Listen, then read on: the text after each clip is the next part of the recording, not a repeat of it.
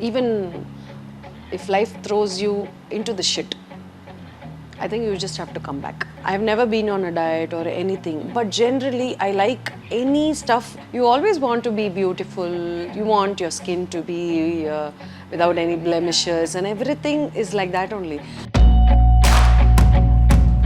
So what's the most romantic thing you did after the wedding?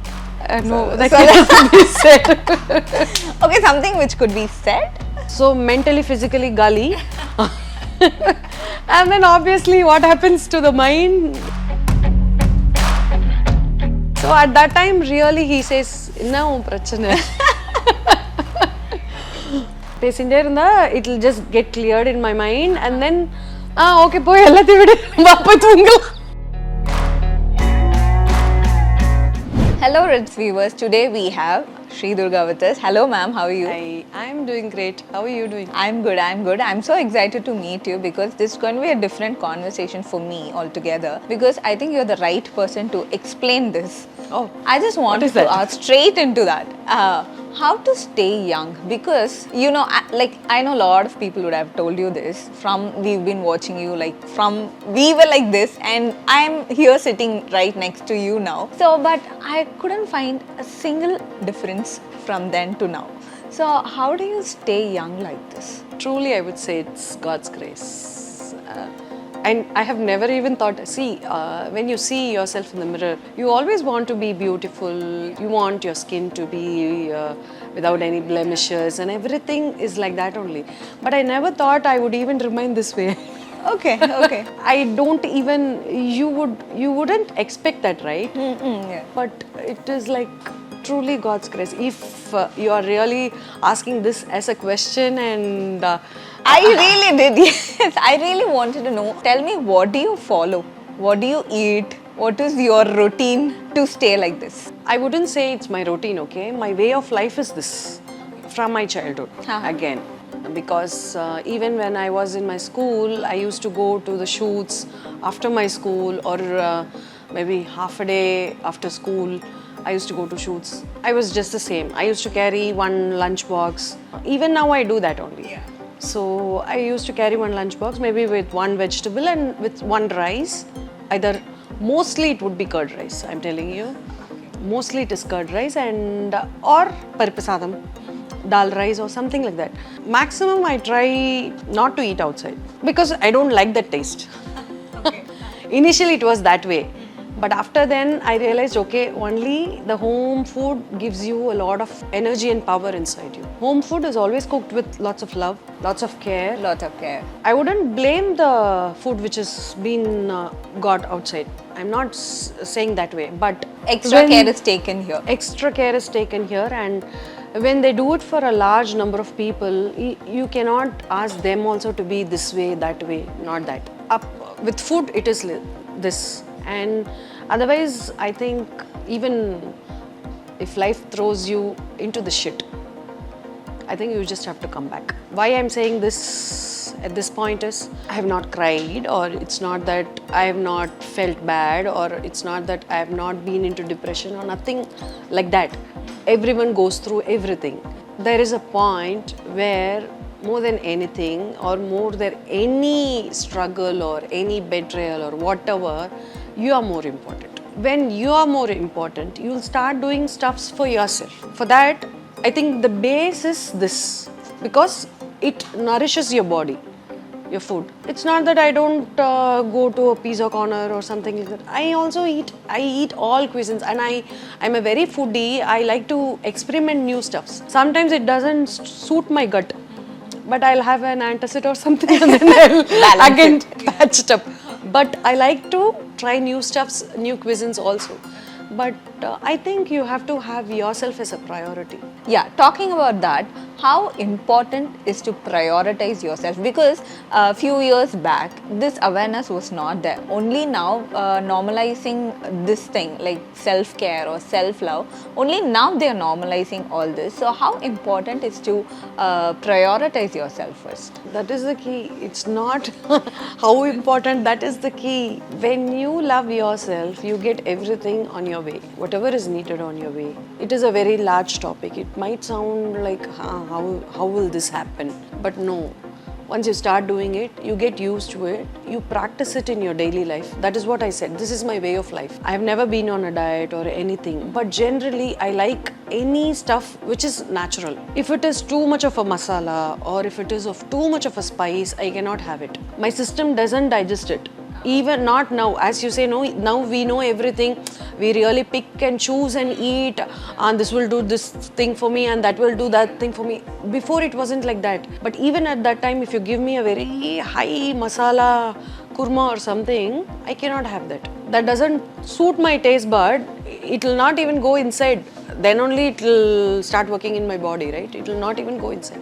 Just start to watch your taste or preference or your body which is suiting you. Maybe you will completely continuously eat outside, but one day your gut will say, okay, this is not suiting my system. Life, yeah. So you start watching your body, see what suits you. But women are like, we've been brought up that way. Women are brought up in a way that they have to take care of everybody. Like first, everybody is important in the family, and then the women care for themselves. So we are all brought up that way, looking at each other or taking care of others and all that. Now, when we stop doing that, not stop exactly, but balancing all that and giving more importance to ourselves, do you think a lot of people feel guilty for that also? So what would be your take for that? See, it's a very saddening part. It's not only for women. There are men also who doesn't take care of themselves and work for the family completely from morning to night. Same way women also work at home, not from work from home which has been done now. I'm saying all about the household things which a woman does and everything. I think men or women, anyone for that matter, I would say not a feel-good types, because this has been shunned completely in our society. Taking care of yourself. I don't know, before many generations, maybe people would have thought about it or they would have taken care about it for some 100 or 200 years. Our grandparents or their grannies or something, whatever we know, I think they have not taken care of themselves. Yeah. Even in the initial stages of my marriage, even I had been like that. If I cook something really nice, I used to feed my husband because he likes it. Yeah. But it doesn't mean that I should stuff him, okay? But I have done that. But I don't feel guilty for that. So then I understood, okay, let me not dump him with this. Because even if he likes, he'll overfeed. What will happen? Ultimately, it has happened with my family also, not only with my husband. But then I realized, okay, let me part it. Yarke enna venumo, evlo venumo. You have, I'll also have. Anda madri. And sometimes if I don't feel like eating, no one will compel me. They'll just say, okay, because they know that I'll be taking care of my body and mind properly. But if I am taking a space, they will just allow me to do that. And there is no harm in taking care of yourself in every way. Self-love comprises of everything. Body, mind and soul. So now I know why you look young and very healthy, fresh, positive, everything. I think that's the key, as you said. Thank you. I'm so blessed and grateful. It's all His grace. So now I'm gonna explore the other side of you. We all know you as a very calm person, very positive person, all that. But you mentioned that you're naughty also. So let me ask some hypothetical I don't know questions. if I have been naughty, but people say around me that I'm naughty. Let's find out. Only when they talk to me too much, or when they get to know me very well, maybe. So I'll ask you some hypothetical questions. So let's see how it goes. Okay. So what's the one thing you enjoy now as an adult, but you missed that as a teenager?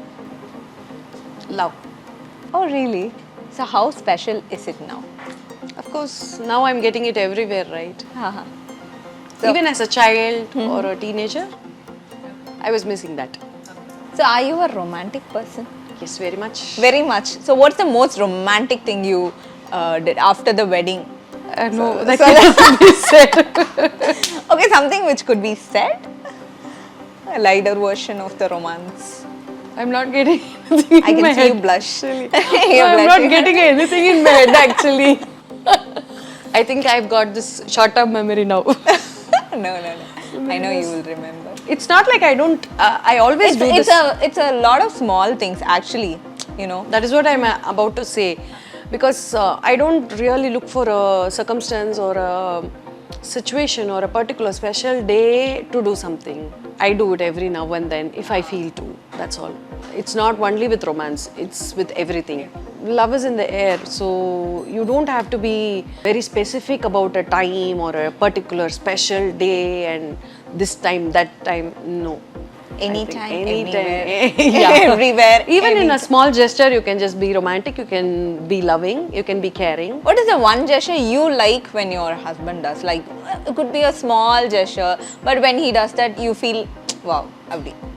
There are many actually. Can you name one or two probably? A small gesture probably. It could be a message or anything, you can name it.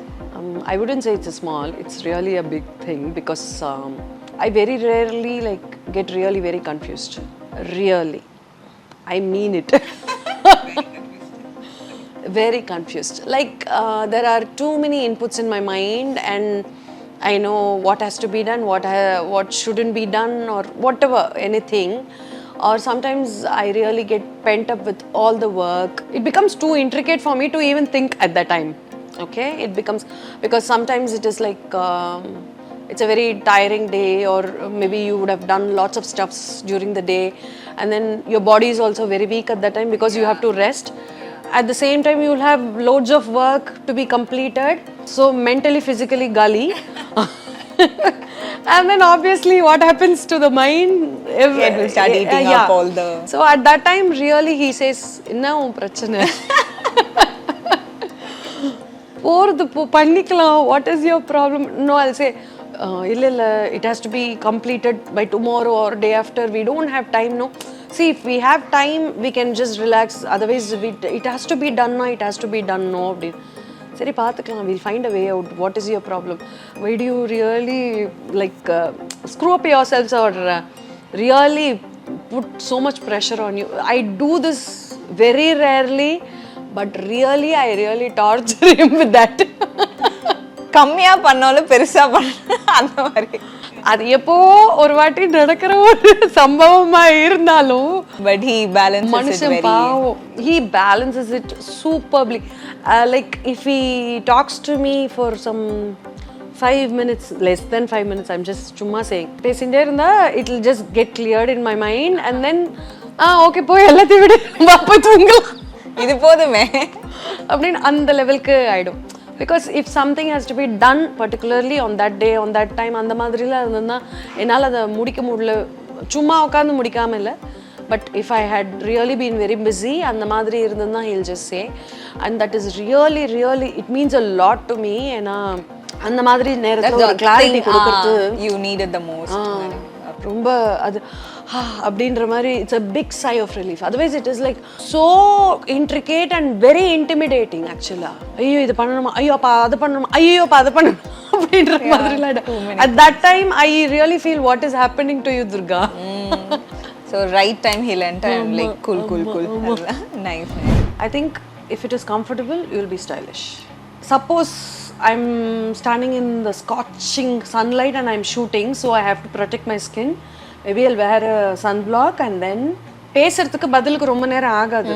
But நான் என்ன சொல்றேன், ஒருத்தவங்களை பேசி கஷ்டப்படுத்துறதுக்கு முன்னாடி யோசிக்கணும், நம்ம பேசுறது அடுத்தவங்களுக்கு ஹர்ட் ஆகுமான்னு.